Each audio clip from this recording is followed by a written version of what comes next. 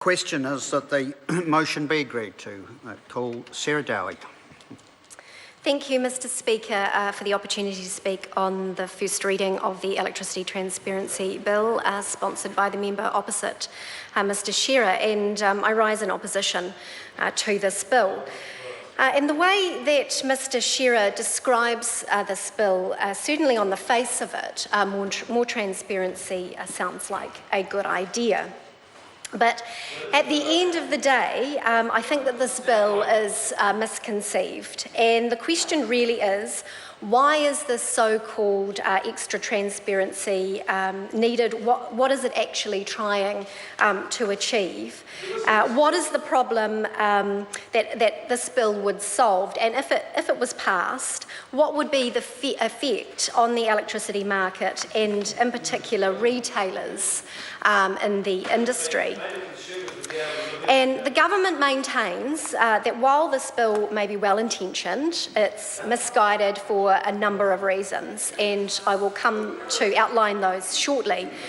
But what the bill aims to do is bring into the market a specific mechanism that is itemised billing, so that all electricity retailers must include on every electricity bill sent to the consumer a breakdown of what part of the bill is attributed to the generator, the distributor and the retailer plus the GST component and any government levies. Now, paying electricity bills isn't fun for anyone, especially if you live down south, but I do note that Invercargill reached 28 degrees today, so it's not all doom and gloom in the winter down there. But it should be noted that residential electricity prices fell by 1.4% in the June 2014 quarter, 1.4% in the June 2014 quarter, and that's the biggest drop since 2001. But in the grand scheme of things, seeing a breakdown of costs in isolation is actually not that helpful, because it's when the change in costs, that rise or fall, is seen, that's the important distinction. And how these changes are communicated to customers is what's important. So within our electricity sector, we don't want to start a blame game between the generator, the distributor and the retailer, because that's just simply unhelpful. Now, recently, the Electricity Authority, which again is independent and charged with promoting competition in the reliable supply by and the efficient operation of the New Zealand electricity industry for the long-term benefit of consumers, so that's of consumers, looked specifically at the issue of transparency of electricity charges. And after considering submissions from both consumers and the industry, they decided not to proceed with the standardised template of electricity bills. And the reasons they gave for not having prescription was that it would stifle innovation, it would reduce the flexibility to tailor offerings to different customer needs and adapt to changes over time. Now, bespoke pricing is case in point.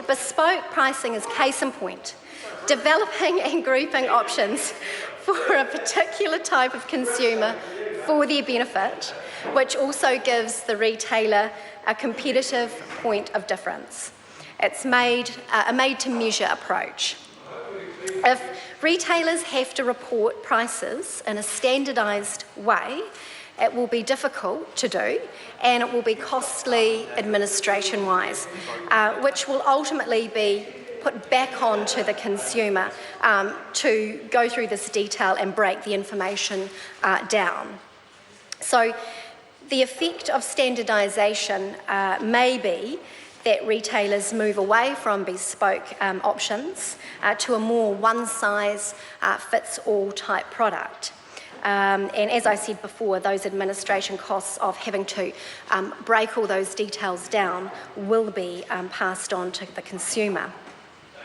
Bundling of services, such as electricity services with say, telecommunications and broadband or gas, such as Transpower have done, gives the retailer a competitive advantage, but suits classes of customers. And that's another way that the industry has innovated in providing this. And bringing in a prescriptive measure of reporting for billing, as this bill would do, a certain way of reporting in one's accounts reduces the flexibility of the retailer to make such offerings as such that Trustpower have done. And that's proved very popular with consumers, to have those bundling of services. We don't want to restrict retailers' ability, we don't want to restrict their ability to think outside the square and then pass that on to consumers. Another example is the advancement in the way companies communicate with customers. And if Parliament starts adding a layer of prescription of how communications are supposed to occur with consumers in a certain form, in this prescribed way, again, it stifles innovation. And if you look at the evolution of technology, for example, if we look at our iPhones, the apps on our phones providing information has absolutely advanced. And so retailers may be able to provide some sort of information via an app using pie graphs or, pie charts or graphs. I mean, a picture paints 1,000 words, and this presentation in this way may in fact be more meaningful to a customer than a standard itemised bill.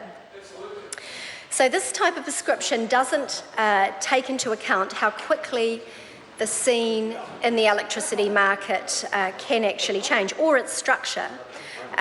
In particular, especially if people move to self-generation, for example, by way of solar or wind, and how their generation will or won't be incorporated into the grid. I mean, we can't foresee at this stage how the electricity industry and its structure will change with those advances in technology and electricity generation becoming more accessible.